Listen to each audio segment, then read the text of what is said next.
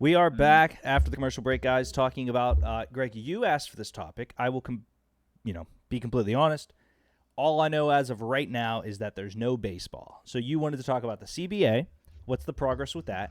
And you mentioned season delay. Is that there won't be a season delay question mark?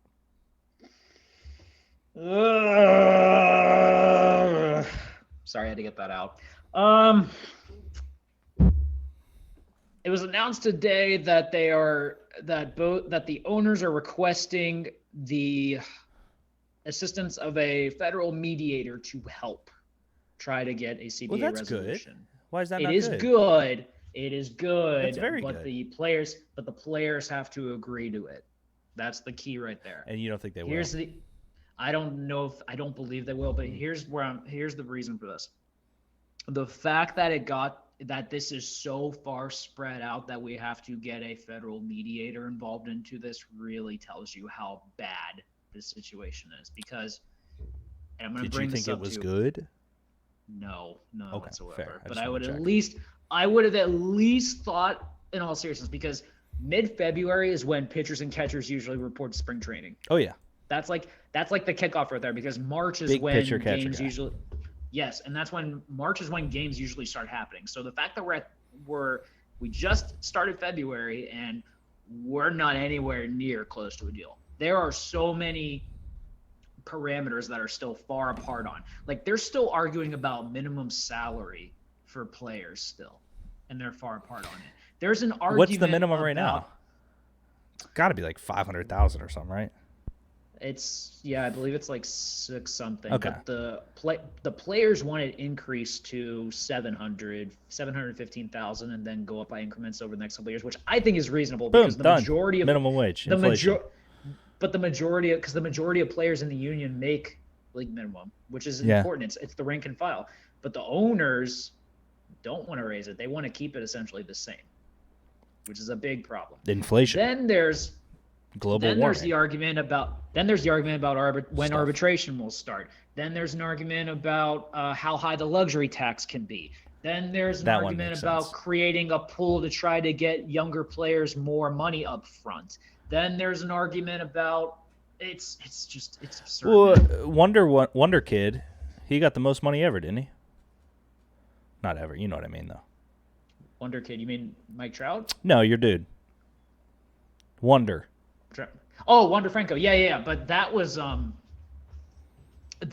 the key to that one was they were buying out arbitration years and then like a couple years of free agency. So that's the idea. So the union doesn't want to get rid of arbitration because they believe that they'll get more money up front. It's a bargain at this point, I guess, huh? It's just like, it's a mess, man. It's so much of a mess. I would be shocked if the season starts on time. Why is this only a problem in baseball?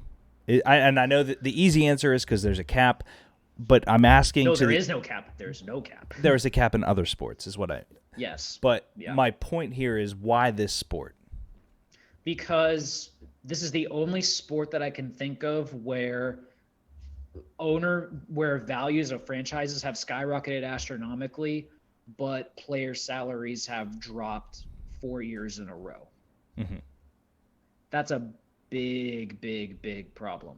And 2012, the last time they negotiated a salary, I think the Players Association at the time were focusing on too much like smaller things that didn't actually add up to like long-term impact for the health of the game, and the owners took advantage of that.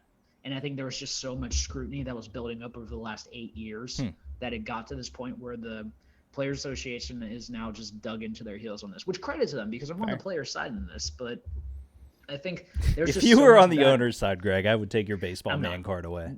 Exactly. I think Dre in the comments, he might be on the coach's side, but I'm on the play. I stand with the players. Big baseball guy. Players need to get as much money as they possibly can, and I'm all here for it. So all hears. But it's just driving me nuts, and I thank God, thank God that minor league baseball is at least going to start on time because they are not a part of this squabble. Why are they not? At least can get because minor league baseball technically is not part of the Major League Baseball Players Association. They're their own separate entity. Real quick, what's up, Meech? Rose Ray TV writes in Sup Players. Define minor league, Greg. Like Minor league triple would A be- too? Yes, triple A, Wow. double A, single A, and yeah, low A. They are going to start on time. So thankfully, I can go to Altoona and watch some games if I want to. Nashville Sound, shout out. So here's a Triple A. question. Are there, and this might be thinking too meta, are there teams that are not going to, or are going to send guys down? Like, could we see a replacement style movie based on AAA baseball operating when MLB is not? I don't, You know what I mean? probably not because the way that it works is most of the guys that are part of the Major League Players Association, they can't go to the minors unless they have an option. So what an option is essentially, it means that you have the ability to rotate back and forth. Yeah, it's what between AAA Vanessa and the Hudgens' majors. boyfriend had. Yes, Cole Tucker had that. Yeah, so Just unless Vanessa you Hudgens' don't have boyfriend. just Vanessa's boyfriend, yeah. If you don't have an option, you can't go down without getting put on waivers. That's how it works out. So. Natty said the cure for mental health is a cold beer and course in the summer with Dre. That's a combined comment. Rose Raid Meach writes in, Micah Parsons just beat Tyreek in a race at the Pro Bowl. Told you, Greg. I need to see the video. I will, but damn, I can't believe that. What else do we need to cover for MLB right now? I know that you obviously want to get to the coaching stuff. We can spend more time on it because I want to next week. Today was just a packed episode. I want to spend more time on the top 100 list for baseball players because I have questions. What else is there anything else you want to get off your chest about baseball before we move on to the coaches, Greg? Well, honestly, like the big, like just like thing at the beginning, like it really made me feel better because I'm honestly, glad. That's what this show's here for, buddy. it is part of my mental health. You know, I appreciate that. But I'm accepting the fact that baseball is going to be condensed this year. I don't know when it'll start, and the fact that a mediator's getting involved in it really just shows you how bad the relationship is now. So I'm hoping that they can get to some sort of agreement, honestly. Moving on here, guy. Since we're on baseball, can Bob just sell the Pirates already? That's the question of the year, Meech. Hopefully. That ain't gonna happen, but yeah. Moving on here, guys. Let's look at the coaching situation. The Broncos have Nathaniel Hackett and basically every other Packers coach ever. The Giants officially signed Brian Dubal, whatever. Raiders, Josh McDaniels. He's back trying his hand at head coaching. I actually like that one. The Bears, Matt Eberfluss, which is the worst last name in NFL history, but I like the guy a lot after some conferences. The Vikings, it's expected they will sign Kevin O'Connell after Harbaugh turned it down, Greg, leaving the Dolphins, Jaguars, Saints, Texans. Did you see Harbaugh, though? What he said? Oh, I didn't see like what he actually said, but I like the fact that he's decided to do this on National Signing Day, even though it's not like it was not a bit. the It was a same. bit. It's like, but here's the thing too, like National Signing Day, because of like the early signing period now, it's like lost its luster a bit because everyone like now does it in December. But still, though, the fact that he did this on that exact day, ooh man, that was not a good look. Not a good look. Came out and said that he just wanted to see if he could still do it. Basically, he wanted to see if he could still do it. But he said that this is not going to be an every year thing, and he is at Michigan for as long as they will have him. Greg, the only thing, there's two things, I guess, technically. There's two things on the line right now. One, Harbaugh's reputation, because if he just stays at Michigan until he dies, which is like 50 years from now, that's a weird one. Two, I'm in the hot seat because I have continuously called Harbaugh a carnival. He gets to your town. It's flashy and fun. Look at the rides. Look at the games. Let's go have fun. Look at the khakis. And then 3-4 years goes by and you go, wow, a lot of people died on those rides. And it's not that fun, and it actually is really a big burden. And by the time you finish that sentence, he has packed up and shipped off to somewhere else, and you are left with just a dirty lot. Do you know what's crazy and something I did not know? Apparently, Jim Harbaugh owns the 5th best winning percentage in the NFL. I would not surprise that, but that is the carnival method. You show up, it's great. Right before it's bad, you dip. He only coached for the 49ers, right? 4 years, yeah. Those are great. I mean, it was great 4 years for him. But guess what? No, they kind of dipped a little bit. But here's the thing too. Like his worst year was what 8-8, 9-7. Like it wasn't that terrible. Like that's respectable. Agreed, in this but I case. don't think he's the type of guy that's going to build a dynasty. He's a guy that's going to get in and play Madden and sell all your picks for players. Fair. I would also say though that he had a hand in developing Colin Kaepernick into being what he could have been. Yeah, I don't hate that at all. I mean, he was there with Patrick Yeah. Willis. He was there with Alex Smith, who Dre's favorite quarterback. Keaton, best tweet ever. What tweet? All I see are 3 asterisk stars. I apologize if you could send that in. But let's talk before we get to our mock draft about the 4 teams that need coaches. That is the Jaguars, who we just found out before the show. Brian Leftwich has pulled his name out of consideration, I believe you said. Yeah, which is crazy because I thought he would have been perfect for that. Because I truly do think that if they don't get like a younger kind of like up and coming like guy to like help try to work with Trevor Lawrence, I think a really good guy for them just to get some sort of stability is probably David Caldwell. Okay, I don't hate that. I think it is because I think Caldwell got kind of the short end of the stick in Detroit, and I think they just need stability. The Mike card is going to the Super Bowl. I hate the Bengals. The Bengals Mike card is got Keaton. You suck. Wow. I don't hate that one bit, Greg. And I think that there's a couple names out there. If they're gonna go the stability route, I would like to see Todd Bowles get a shot. Mm-hmm. That would be good too. I think he's earned it. I think he's a great coordinator. I think he's been terrific. And but really, if they're going for like a young gun, you were I think 2 years ahead of your time, but might be time for Kellen Moore to seek greener pastures and take another quarterback and turn them into a god. I wouldn't be shocked too, but Moore's also like been made the rounds in every single opening that we've had too. Yes. I'm surprised that he wasn't like. I would have thought Minnesota would have been a great spot for him too, but they're deciding to go a different route. I mean, you have two, or well, I guess not two, but 2 of the Mache coaching tree guys in the Super Bowl. Mm-hmm. Might as well go O'Connell too. Might as well. Yeah, that's kind of how it works out. Looking at the other openings that we're seeing right now. Yeah. I broke the news to you like before we went on before like came back from commercial. I saw Eric Bieniemy interviewed for the New Orleans Saints job, which that is love. Fascinating to me. I love that too. They have a very good defense that Mickey Loomis built together and stuff like that. It's okay. This is an offense. They got Cameron Jordan Cameron, and Marshawn Lattimore, and Davenport, and they're Marcus okay. Gilbert, they're okay. You know, like D'Amico Ryan. I do like D'Amico Ryan. Stuff like that. Yeah, they got some guys. Just saying, but Fair.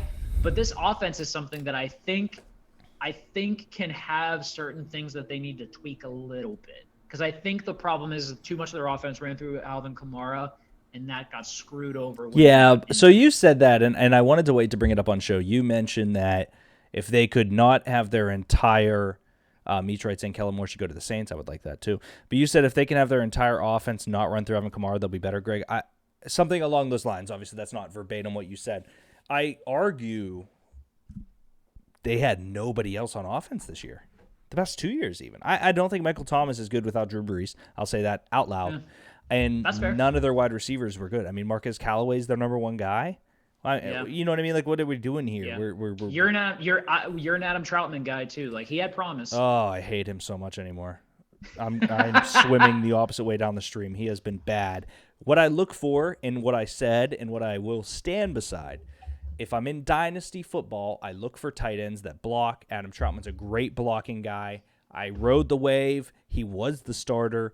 They just have nothing to do at quarterback. I also kind of, I took a little bit of the snake oil on a guy called Tommy Tremble.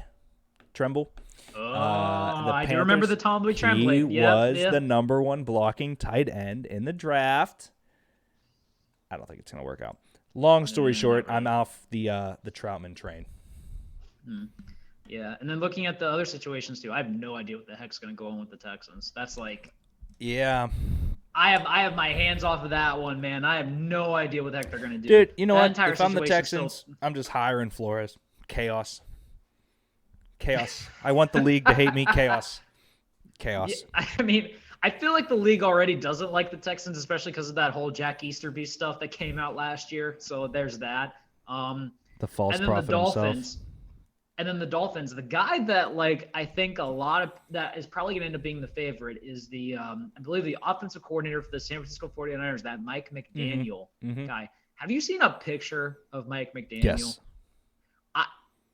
He looks like I'm a trying dork. to like. I love it. Yes. He looks like a dork. I'm trying to like. He's a dork. I'm trying to like convey like a great way to explain it, but that is the perfect way to do it. And like Robert Saleh has been on record saying that like he does not want to play against him either. So I guess there's something to it. What did I define? I think I defined a nerd as good, a dork as bad. Like a nerd is mathematical, and a dork wears socks with sandals. Sean McVay's a nerd. Sean McVay is a nerd. He looks like a dork, but hear me out. He's a closet nerd.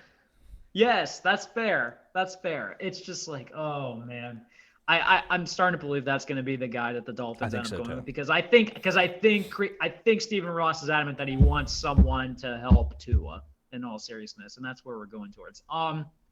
Before we move on to the next subject, though, just out of curiosity, because this week, since we last did the show, was when all the coaching hires actually happened. Yes. Which ones were your favorite? Keaton writes in, Josh McCown will end up the Houston as the coach. Shut up, Keaton. I actually love O'Connell to the Vikings because I believe Kirk Cousins is a good quarterback and Dalvin Cook's great, and I like Mattinson. I love Jefferson. I love Thielen. I love Irv. I'm very excited if they make that official, which is expected. Eberfluffelus in Chicago. Where did he come from? Indy. He was their defensive coordinator. Thank you. Yes, we talked about that because it's interesting they didn't hire an offensive guy with Justin Fields. But hear me out. That regime, the new GM, came out and basically was like, dude, look. I think he said something like, Rodgers is gone. This is us now. We're taking the North and we're never giving it back. I believe him, Greg. I like her Fluffalus. I'm ready. I love the balls. I love it. I don't understand why people were making fun of him like the next day about it. And I'm like, this is a guy that was with the Chiefs for 20 years. Dude, if he fails, then he fails. If he's right, then he's right. That's it. That's the only truth. Also, they brought in Luke Getsy, who was the quarterback coach at Green Bay, to be the OC to help Justin Fields. Like, you can't go wrong with that in any way. Also, by the way, Luke Getsy is a Steel Valley grad, which is where I currently reside in that school district. So, yeah, just pointing that out there. Just like putting that out there. Personally, in my humble opinion, I love what the Giants did. I do. I love Brian Dable. I think he deserves a head coaching job. And also, key here, Mike Kafka, who is the quarterback coach at Kansas City, is now the OC with the Giants as well. They are putting everything, and they're bringing back Patrick Graham to potentially as their DC as well. So they're getting some familiarity back there as well. They are putting everything on the table to say, Daniel Jones, if you cannot succeed with this, what we are giving you, you do not deserve to be our quarterback. Never has an NFL franchise come out and said they screwed a kid up like Daniel Jones and the Giants recently. My God, if Daniel Jones does not, and I'm not even going to say, I'm trying not to put pressure on Daniel Jones in all seriousness right here, but you got to look at this and say, like, listen, we got to give Daniel Jones a fair chance here. And if this coaching staff cannot help him, then he's a lost cause. Agreed. In all seriousness, he just is. Didn't he transfer out of Pitt, Getsky? Vo asks. Getsy? Getsy, yeah. I believe he did. I think he went to I can't remember where he went after that, but I do remember reading up on him that he did transfer out of Pitt. Yes, that is true. I think that, excuse me, I yawned and was trying to hold out. The one interesting one here, I don't mind Hackett to the Broncos, but McDaniels is interesting because if I was him, barring a million variables here, Greg, I probably would have left when Tom Brady left. And Vo writes in Akron, I think, for Getsky. Yes, that what it was. Thank you. Cool. Nice, Vo. McDaniels to the Raiders does not feel like the quarterback that's going to, or the coach, excuse me, that's going to take this team to a Super Bowl. But I will say he does feel like the coach that is going to squeeze the most out of Derek Carr while Derek Carr is there. I don't know if I'm feeling this way because I truly believe Bisaccia deserved that job. I think you are, just for the record, but keep going. But it's just, this hire just kind of strikes me as uninspiring. You can't be mad at Josh McDaniels being a coach, is I believe what someone in the Raiders organization said. Nobody can be mad at us because Josh McDaniels deserves a head coaching gig. I believe was uttered in the Death Star. I think he does. My problem is that first off, I also don't have a high opinion of him because he essentially left the Colts at the altar. Well, you don't think that was a designed Bill Belichick movement because of Deflategate? I'm in that train. I wear the tinfoil hat on that one, Greg. Deflategate happened because the Colts made it happen. I believe that the Patriots paid them back by Josh McDaniels doing that. I'm all on board on that. I honestly never connected the dots on that one, so that's the first time I'm hearing about that theory. And Frank Reich has done wonderfully in Indianapolis. Oh, I agree. And listen, Chris Ballard is one of our favorite GMs. I'm not holding that against him in any way. It's just my favorite GM is Louis Riddick. Okay, currently unassigned GM is Louis Riddick. If you need to add asterisks into your little world, Greg, I live in the real world. I'm sorry. Where I can say whatever I want. America. No, I honestly think that he turned down that Indy job at the 11th hour because of Deflategate.